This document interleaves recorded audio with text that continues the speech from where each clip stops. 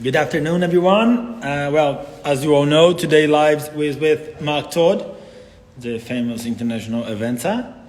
I'm really excited about it. Also, this is going to be a really long week. We have two interviews with Mark Todd, and tonight with Rodrigo Lima. Tomorrow we'll have Roger Everboost and Barbara Lafranchi. For you guys that don't know, Barbara Lafranchi will run up for the presence of the Brazilian Confederation. On Wednesday, we've got Marco Cocha and Tochi, Bartolomeu Bueno de Miranda Neto. Thursday, so far so good, it's my day off. Friday, we'll have Sergino Mendonça, that's one of the main Brazilian breeders in Brazil, representative of Arasagro. On Saturday, we'll have Rodolfo Escala, and on Sunday, Martin Fuchs. If I'm not mistaken, next Monday, I already have the interview with Sama El Dahan, which should be really good. It should be long until Mark Todd join in. I'm gonna send him a message just in case. There we go.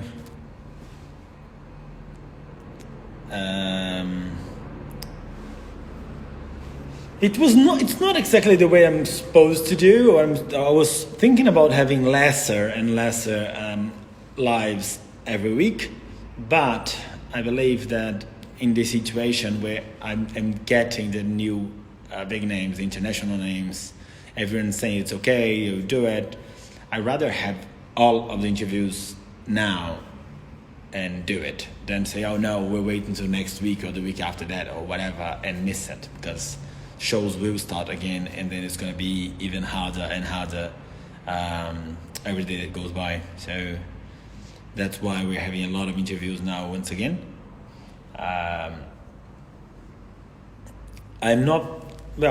You have to keep track of it. I forgot to put on the stories on the highlights, but I will stick the agenda on the highlights for this week, and that's pretty much it. So we'll see how it goes. We also have someone, I forgot his name, so I won't say it now. There's another interview already confirmed for next Tuesday. And also next week we'll have François Mati. So it's been good. I mean, I can't ask for much more than that. So we'll just wait a little longer and wait until Mark join in.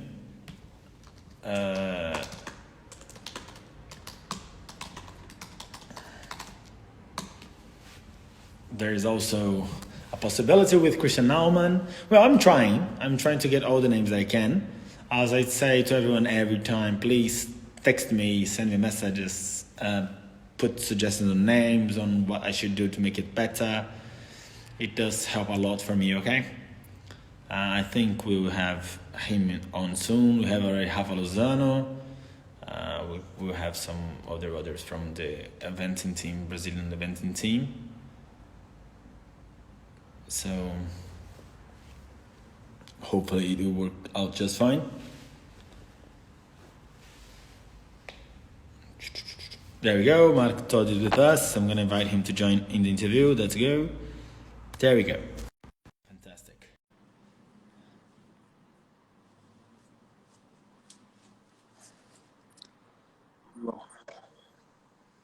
There we go. Hi. Hello there. Hello. How are you? Very good, yeah?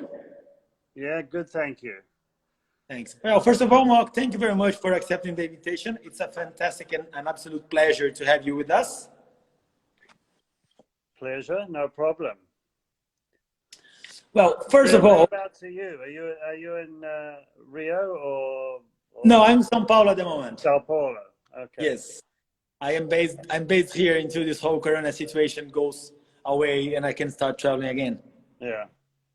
All right, fantastic. I believe first things first. So the first question that I would like to ask you, it's exactly when, why, and how did you start writing? Well, that's a long time ago to remember.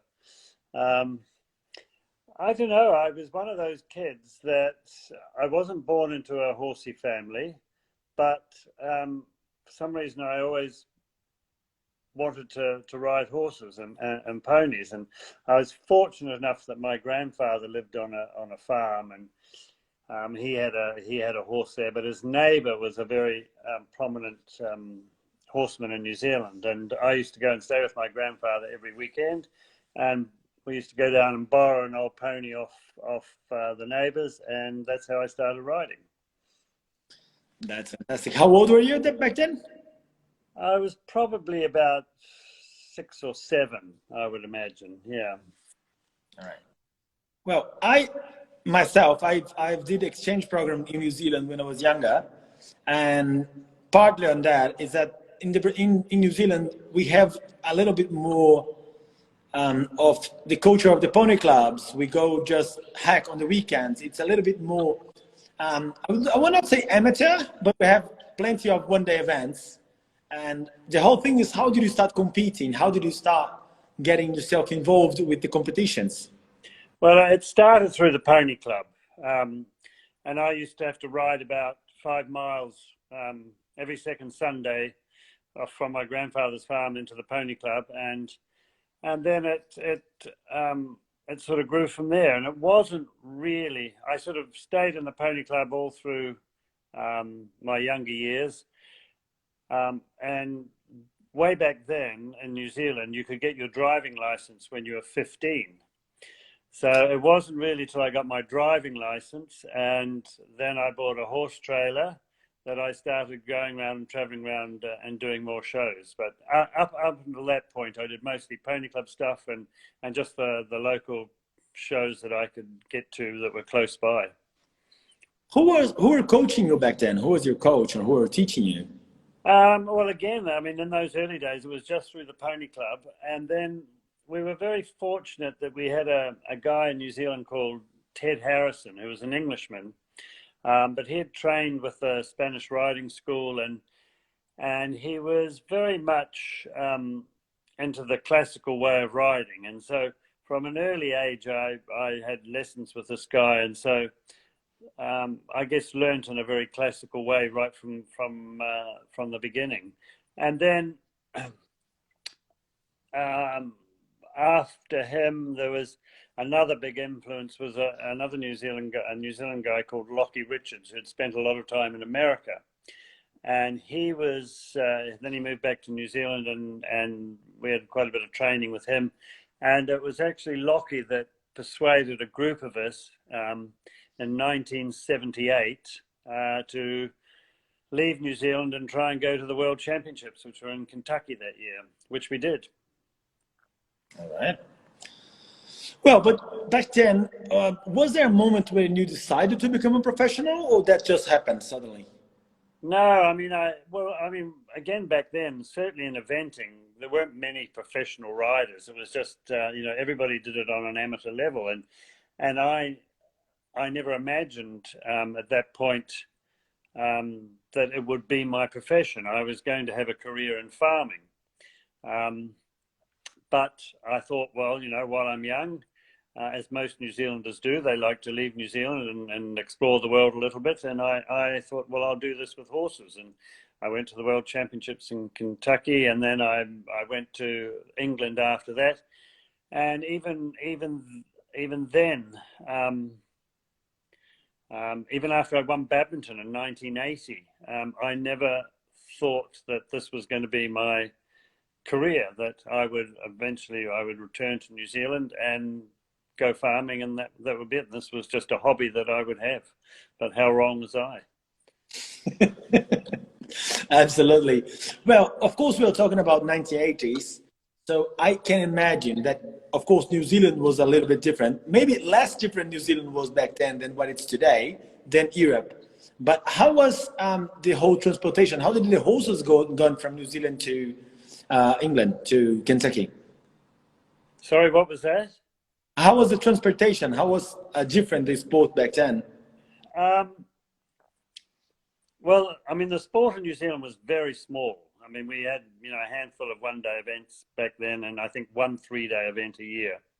I mean, it reminded me much of like Brazil is, you know, at present. It was very small, and we used to show jump and do everything else in between, because otherwise, you know, there'd be nothing to do. So, and I also was a bit involved with racing and what have you. So we had a very broad base in equestrian activity, and it was, as I said, it was through Lockie Richards that he persuaded us to try and go to Kentucky.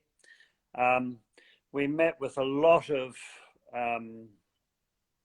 negative support from the federations in New Zealand, who thought it was a crazy idea. But there was 5 of us, myself and 4 girls, that decided we wanted to have a go at this, and we virtually had to pay for it ourselves. We had no backing from the federation, so we did all sorts of fundraisers and working 2 jobs and everything to try and raise the money, and of course had also support from our families to do this. And the horses got on a flight. God, it's so long ago now, I can't remember. I think we flew into San Francisco, where they still have the same quarantine station there. And then from there, we're actually based in Pennsylvania, not far from Philadelphia. And we set up in a camp there with, again, a friend of Lockie's. Gave us this facility. It wasn't very smart, but you know, we had no money, so we couldn't be choosy. And we set about a preparation to go to the World Championships. And while it wasn't a huge success, we learned an awful lot. One of the girls actually did end up being 5th.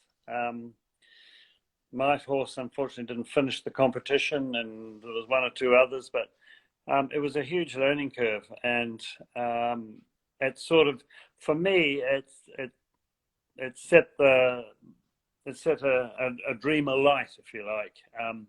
That I wasn't happy that I'd been to a World Championships and didn't finish. That I was in a good position after the dressage. My horse was a good cross-country horse, but he had an injury on the steeplechase, and so he couldn't finish.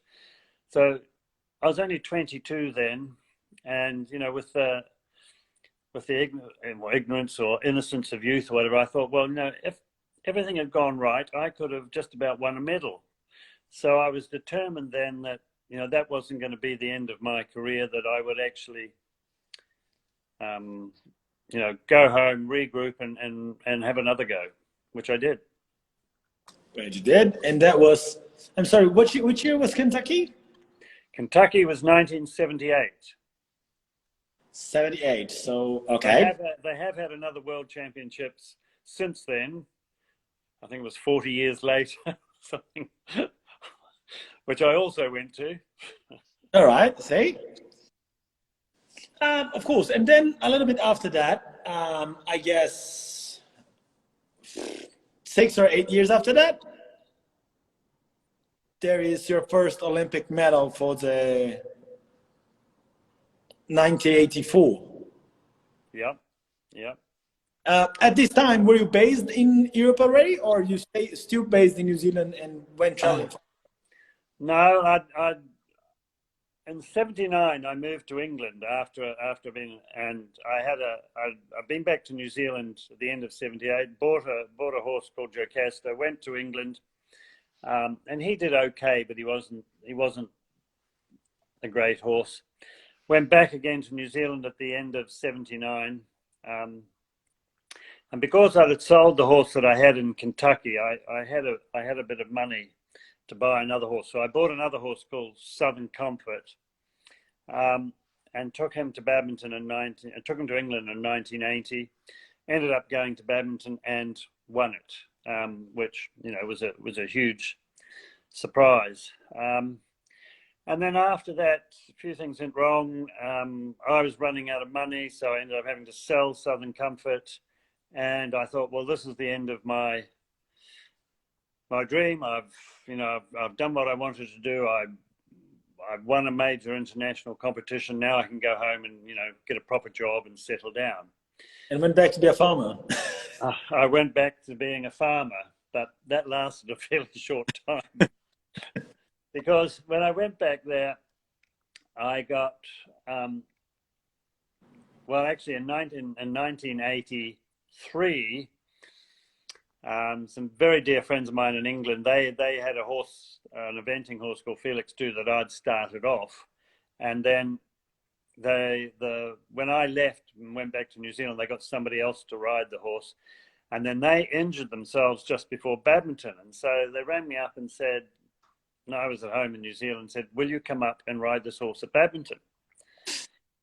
Out of the blue. So I'm thinking, oh God, I said, you'll have to give me a minute to think about that. So I hung up and thought about it and then rang them back fairly quickly and said, yes, I'll do it. So I went back to badminton in 1983 and he actually went pretty well. And then while I was over there, I got a phone call from New Zealand and said, there's a horse called Charisma in New Zealand. Would you be interested in riding it when you come back home? So I said, sure, I'll have a look at it. So I flew back home after badminton and then went and saw this horse, Charisma, that had done pony club and had done a bit of dressage and done show jumping. And I went and saw him, and it was in the middle of winter. And he wasn't very big. He was only about 15, I don't know, 15.2 and a bit, 15.3 maybe. And he was short, fat, hairy, and I very nearly got in the car and went home. But I thought, well, I've driven a couple of hours to come and see him. I better have a sit on him. So I had a sit on him, and straight away I thought, oh, this is something special. So I then got the ride on him. That was in 1983. He did, I think I did 5 competitions on him in New Zealand. He won them all. I took him to England the beginning of 1984. He went to badminton. He was second there. And then I went to the Olympic Games and he won in LA. So it was a fairly quick progression.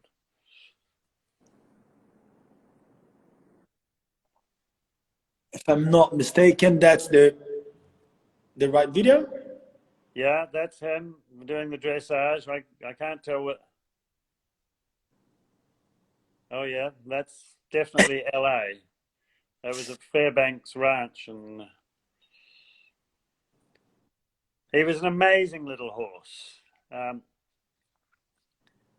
He was really tough. He was nearly full thoroughbred, but he had a touch of Percheron in him. But no, he was an amazing athlete. His biggest weakness was the show jumping. We used to say he used to jump by braille. He'd tap his way around the course. And at LA, I had a famous English show jumping trainer and rider called Ted Edgar, who I'd been having help in the show jumping with, and he warmed me up for the show jumping in LA. And I think that was the difference between jumping a clear round and not. But I think he had and most of his 3-day events, he would have the fastest time cross country. He was an amazing athlete. Well, you won the medal with him in 84 and 88, right? Yeah, he was 16 when he went back to Seoul, and I think it was actually probably the best performance of his career. He won the dressage, he led from the start, and he ended up winning even with a fence down in the show jumping, he ended up winning by a wide margin. So he was my horse of a lifetime. If everybody has a horse of a lifetime, he was mine. I can imagine. He's almost the same as you are. Everyone remembers him. More so, I think. Well, you talk about winning badminton in 1980 as it was something usual, but you didn't mention that it was your first attempt. Yeah, it was. And I'd been to, like, as a kid growing up, I'd read books about badminton and all that, and it just had this sort of magical aura about it. And I've been there when I was in England in 1979. I went and watched there, and then went back and rode in 1980, and that was my first time. I was the first foreigner to win it for 15 years. Andrew Nicholson was grooming for me. But no, it was an amazing time. I can imagine. Mark, what do you think is the biggest change in this sport from when you started up to now? Well, there's been a lot of changes. I mean, one big change is the fact that as I said, it was very amateur back then. Most people had a different job, and they just competed in eventing as a hobby. The other thing, of course, back then, it was the long format where we had the roads and tracks and steeplechase. And then in I think it was 2000, it changed to they did away with the roads and tracks and steeplechase. So it changed the whole nature of the sport. Before, in the long format, the thoroughbred was definitely the preferred choice of breed because they had the speed and stamina to do it.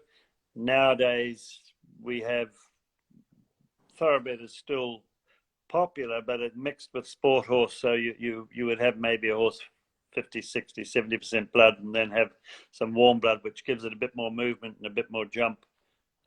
So the type of horse we ride is different.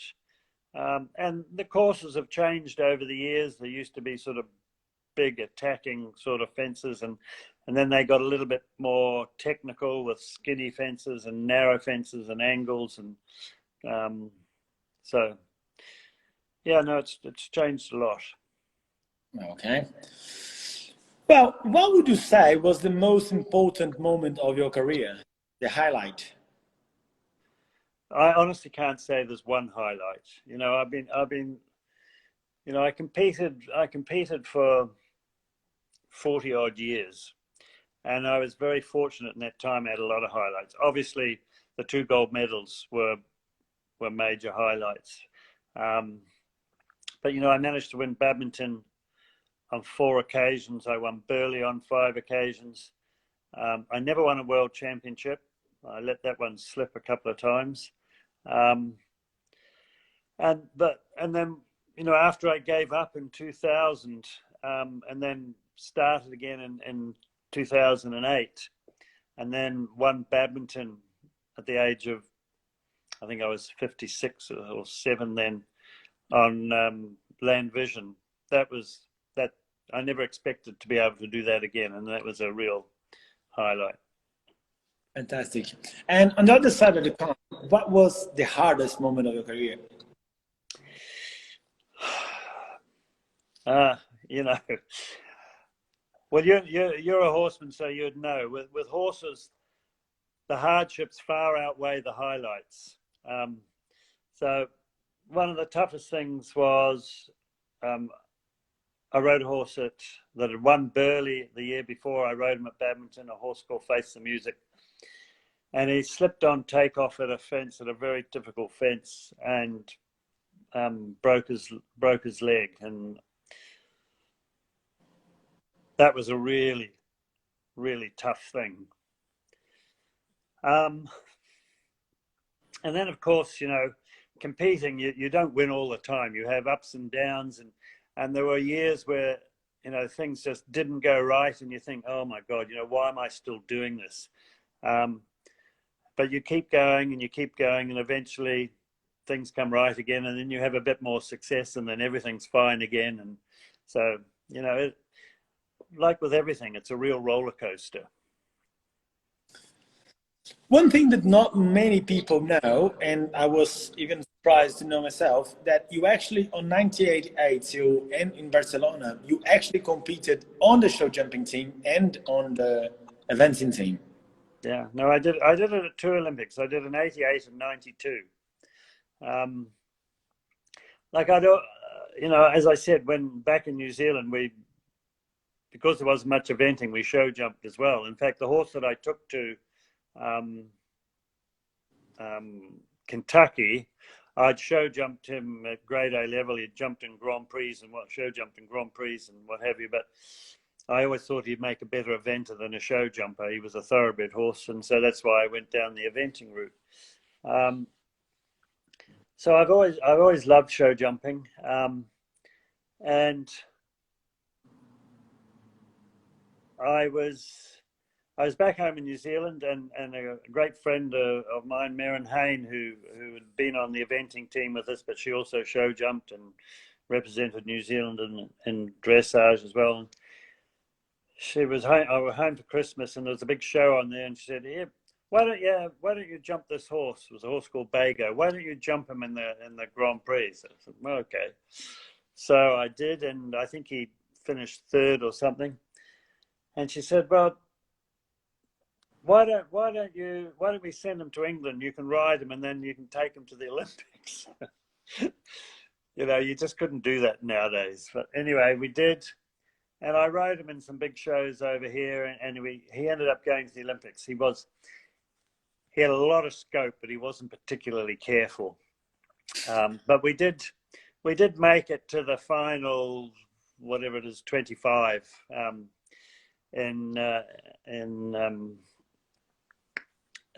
Where was it? Seoul, in Seoul, and I was actually the highest placed New Zealander, so that was quite fun. And then again, for the Barcelona Olympics, I'd been home in New Zealand, and my neighbour was a lady called Penny McIntosh, who is the mother of Sam McIntosh. I don't know whether you know, she's quite a well-known show jumper in Europe. She's a Kiwi girl, but anyway, she was jumping this horse at home, and I went and watched, and I said, "Oh, what's that? That really jumps." And it was this funny little thing. He was half trotter, bred on a New Zealand sheep station, and he was only about 16 hands, but he had a real jump.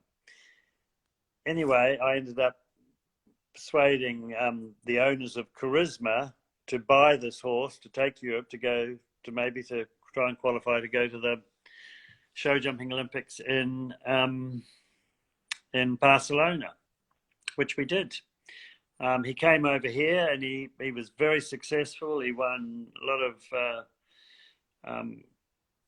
classes in England. He was second in the Grand Prix at Hickstead to Milton. He won a World Cup qualifier in Helsinki. He was a super little horse, but funny little thing to ride, because sometimes if you took a check in front of a combination, he'd end up trotting. And that didn't give you a great feeling if you're coming into a big combination. Good Lord. But anyway, so after Barcelona, I decided that it was too difficult trying to do two disciplines at the same time. So we sold Double Take, and I continued eventing. There's something that, well, at least we were talking a little bit about Brazil in the beginning. I've just seen Gabriel Curry coming on. Yeah. Hi, Gabriel.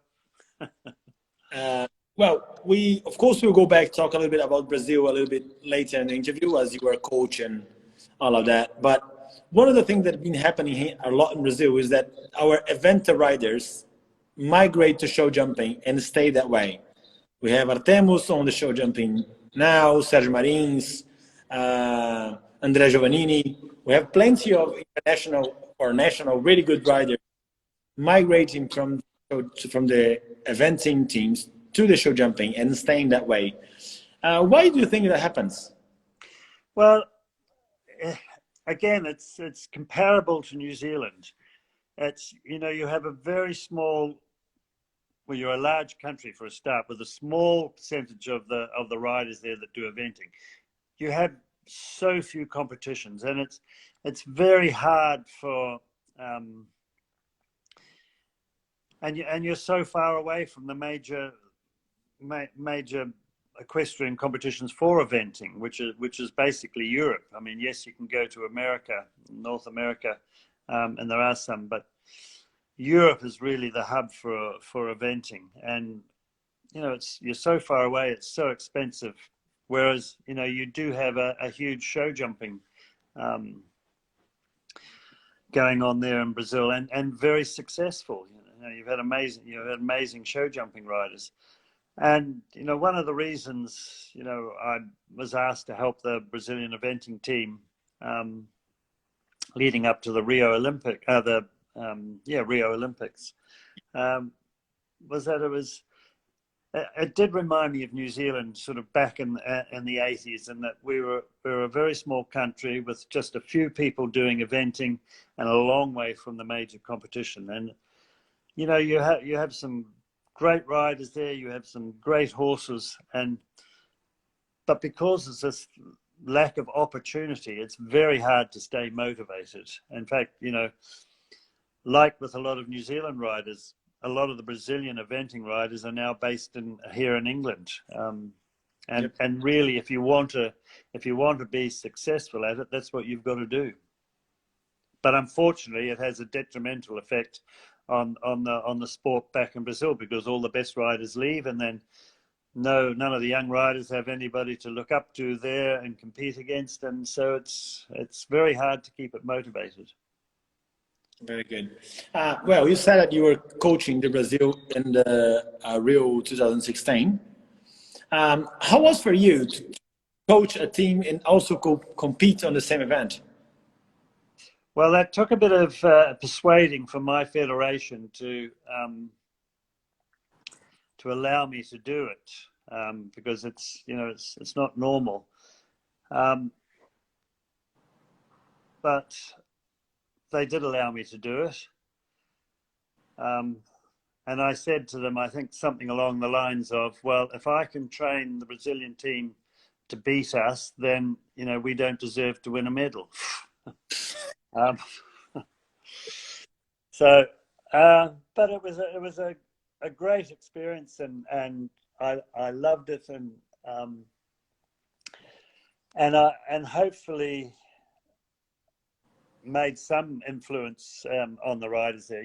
And they ended up, when you've got so few riders and so few horses, you can't afford for anything to go wrong. But unfortunately, it did. Like Gabriel Cury lost his good horse, and we had another horses go with injury, and so I think if we'd had our best team go there, they would have done really, really well. As it was, they did do well, but it was one of those things. It could have been an awful lot better, but that's horses and that's sport. It doesn't always go the way you hope it does. Very good. Mark, of course you tried, won and bought lots and lots of horses in your career. And one of the questions that people have sent me before the live is, how do you pick a horse for yourself? What is the most important quality? And today, or in your days, what do you look for first? Do you want a better dressage horse, or it had to be a good cross country? What is the perfect horse for the eventing teams? And what is the most important characteristic of the horse that you look for when you are going to buy one horse for you? Well, as I've said, the type of horse we've used 20, 30, 40 years ago is different to the horse today. But still, the most important phase of the 3-day event is the cross country. A lot of people these days focus on horses that can do dressage, that are the fancy movers and everything else. But dressage is just about training, and you can improve a horse a lot through correct training to produce a good dressage test. If you're looking for a champion, you have to have a horse that has 3 good basic paces. It doesn't have to be flashes, but it has to have 3 good rhythmic paces. It has to be an athlete, and that's a very hard thing to define. But the horse has to be able to use his body well. He has to have a good jump. He has to feel athletic over a fence. He has to be brave, and that you can't always tell until you've tried a little bit. And these days you have to have a good show jumper too. So he has to have a conscience, and he has to want to clear the fences. So they've got to be that jack of all trades.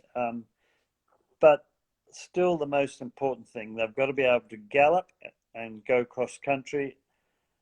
If you look at all the major 3-day events, they're won with a horse that can do a good dressage, that can go fast and clear cross country, and that's absolutely essential, and then leave all the show jumps on the last day. So you've got to try and find that horse that can do all those things and stay sound. So they have to have good conformation as well.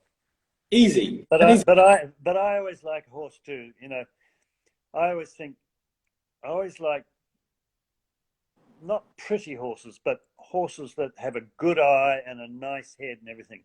You've got to go and look at them every day. And if you're looking at an ugly horse every day and you think, oh my God, I don't like you, then it's no good. You've got to be a partnership. So there's got to be an attraction there.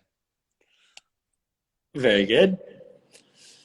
Do you believe that the eventing and the show jumping are two different worlds? Yeah, they are. They're two completely different sports. Yeah.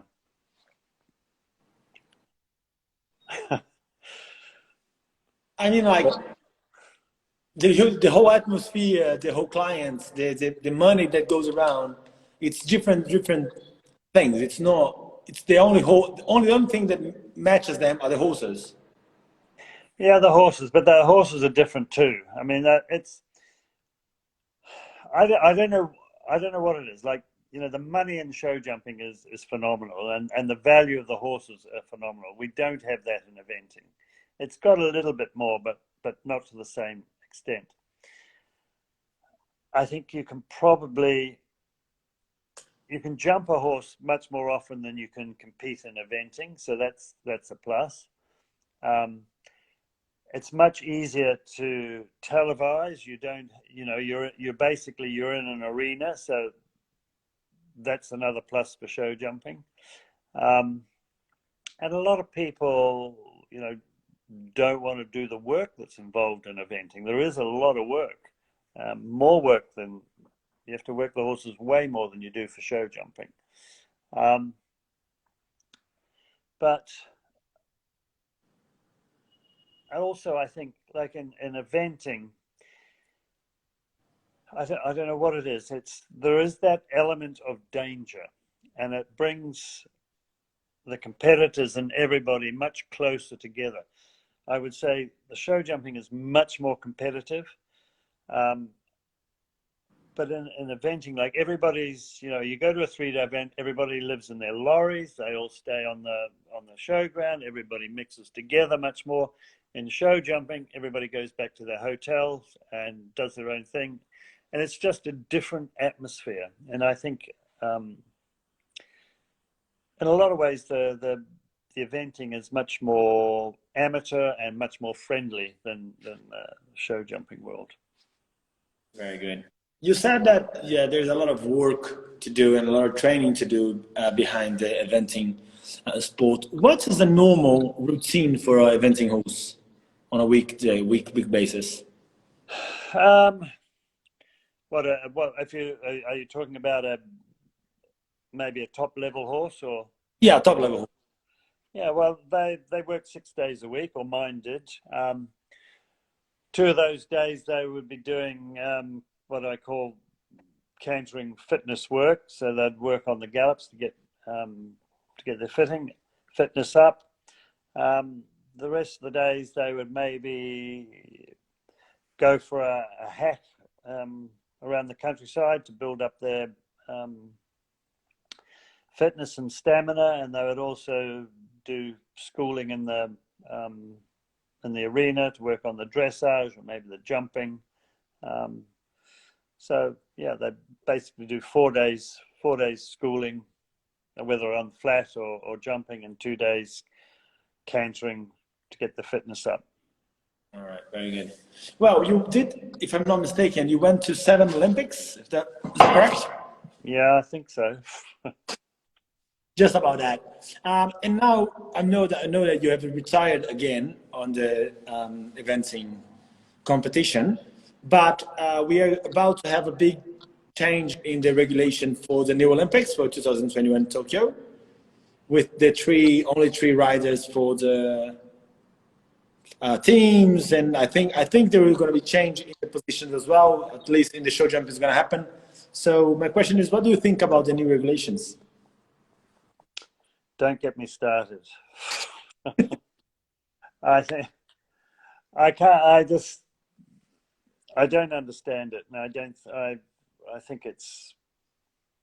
I can't see how it's going to work to the benefit of the sport or anything. But I was very much against it when it was first brought forward, and as were a lot of the eventing nations were very much against it. But it got overruled, and so I guess now we just have to live with it and make the most of it. But because I finished eventing in the middle of last year, I haven't really sort of followed how the scoring system is going to work out. But you know, when you've only got a team of three, but you can then substitute a rider in if something goes wrong with one of them on the cross country with a certain number of penalty points, it just doesn't seem to make sense to me. Well, especially as you have to have the fourth rider there anyway. So why not let them start? It doesn't seem to be saving any money or expense. But anyway. Oh, we'll see. Mark, what do you believe is the hardest event you ever been to?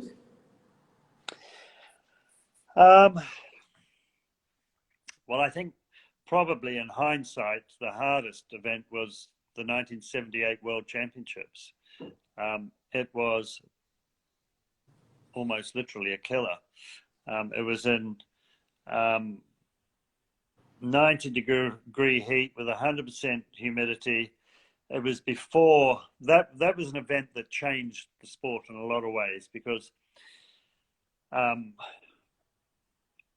now if you had weather conditions like that, they would make dramatic changes to the course to make it more safe for horses and riders. But back then there was, I guess they'd never experienced it before, and it was not a nice sight seeing horses finishing absolutely exhausted. And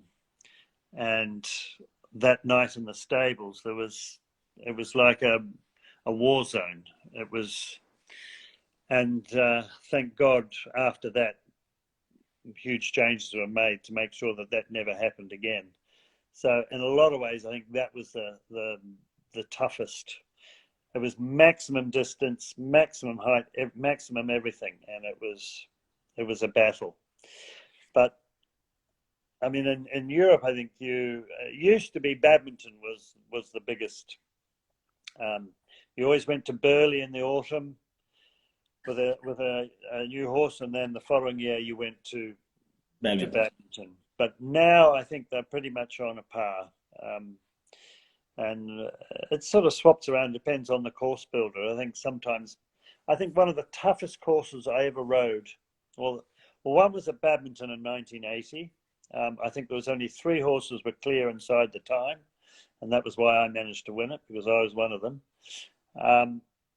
And then another one at Burley one year, again, which I managed to win too. With the year I won on a horse called Diamond Hall Red. I mean, that was, I think, one of the most difficult courses I'd ever ridden. Fantastic. Okay, let's go for the people's questions. So we'll see what we got. Phoebe Shelley asking, is it true, Mark, that you won your first badminton in a dressage saddle? No. I did the dressage in a dressage saddle, but no, I rode cross country in a jumping saddle. But the woman I bought that horse, the woman I bought Southern Comfort off, she did a 3-day event in her dressage saddle. But how she did it, I don't know, but she did. Very good. Let's see what else we got here. Okay, who's your favorite other five-star eventer and what horse? Is that rider or are they talking about rider or horse? I think rider.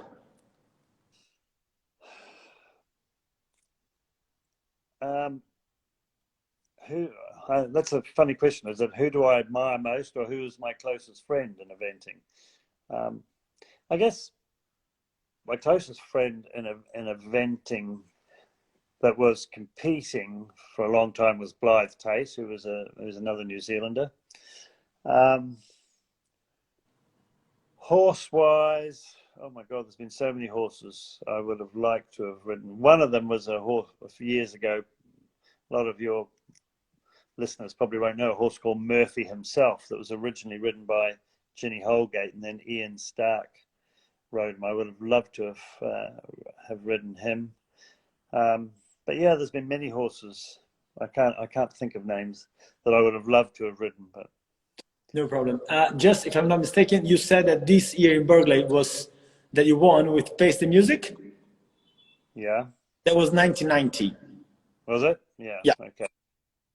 Very good. Let me see what else we got. I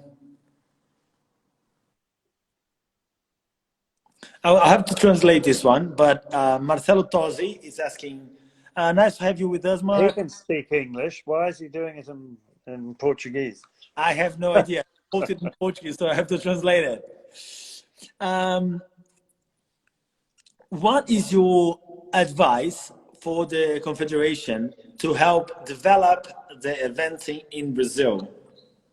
Oh my God, Marcelo, that is a difficult question. Well, it helps having riders like Marcelo based over there, because he's been to Europe, he spent a lot of time in Europe, he knows.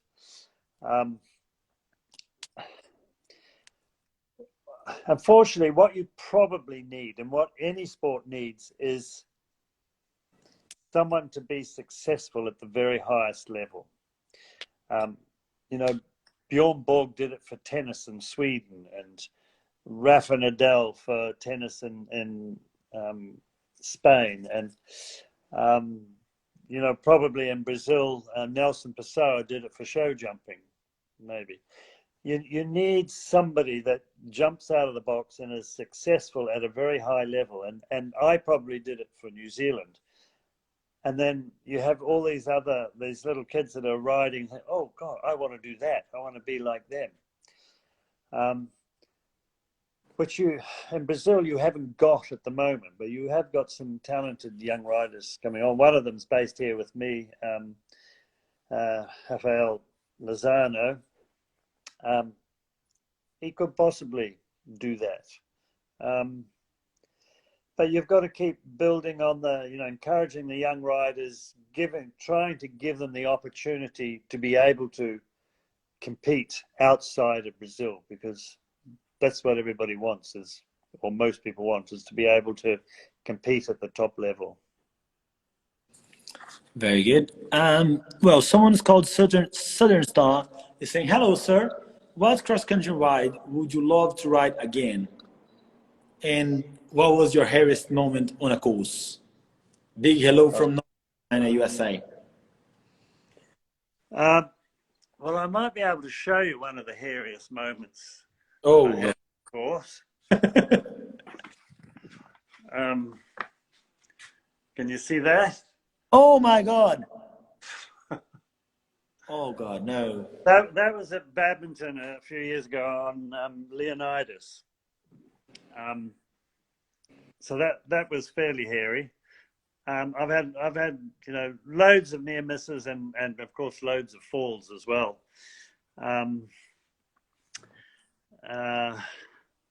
What was the other part of that question? If there is one cross-country ride would you love to ride again? Maybe Charisma at the LA Olympics. Fantastic. Yeah. See what else we got.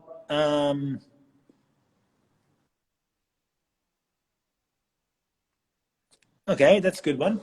What is the most important quality a horseman can have? Cheers from East Timor. We have people from all around the world today. From where? East Timor? East Timor, yeah. Oh my gosh. Right. What is the most important quality a horseman can have? Yes. I think the most important quality is empathy. That, you know, your horse is not just a machine, and you have to, particularly in eventing, you have to get inside their head. You have to create a partnership. You have to understand them, you know, and accept them as an equal partner. They are an athlete. You have to treat them like a high performance athlete. But I think having empathy with them is the biggest. That's not sympathy. I don't know how you translate empathy, but for me, that's the most important thing. Yeah, I think for us, it's empatia is the same word, to be honest. What else?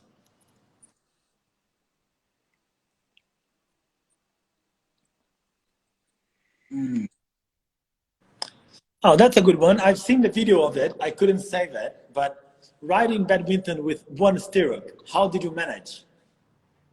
With great difficulty. And it was very uncomfortable. But that was yeah. It was one of those weird things. Like my stirrup broke.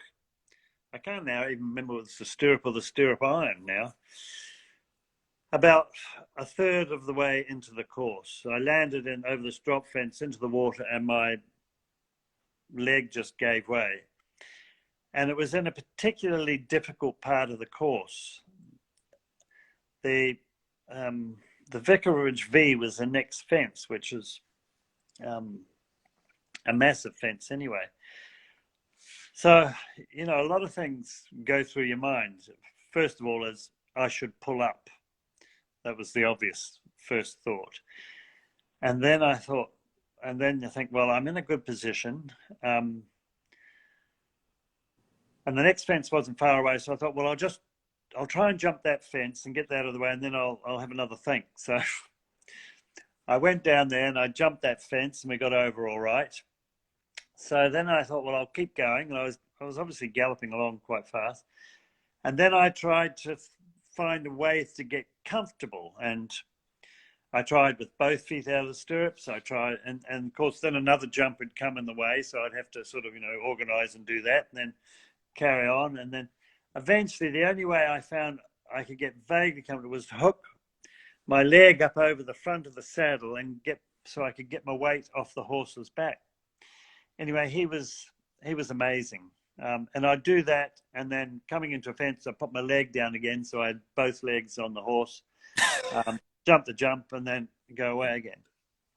He was an exceptional horse, and very honest, very straight, and we finished the course and clear inside the time. So it was, but I was exhausted, and I was very stiff and sore the next day. I only imagine. Oh God. Well, you were actually named Rider of the Century by the FEI this past, I think, last year, if I'm not mistaken. No. It was in 2000. All right. Okay. It's the century, so it's quite long. Yeah. So well done on that. That's an amazing feature, I guess, or sounds like it. Yeah. No, it was a huge honor. So there is a quite. I think it's a hard question, but I think it's better to do to you because at least you can imagine a good answer for it. Why do you think there are fewer women in eventing?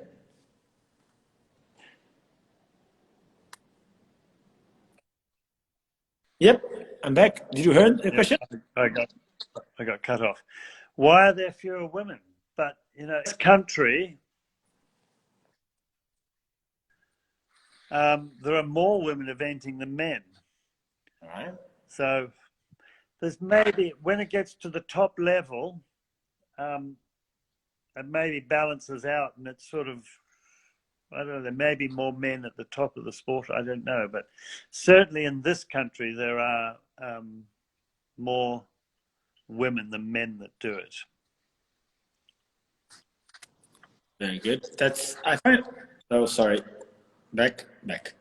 I find that actually happens in show jumping as well. We have more women at the base of the lower levels, and then when we go to the top levels, we balance out the other way around.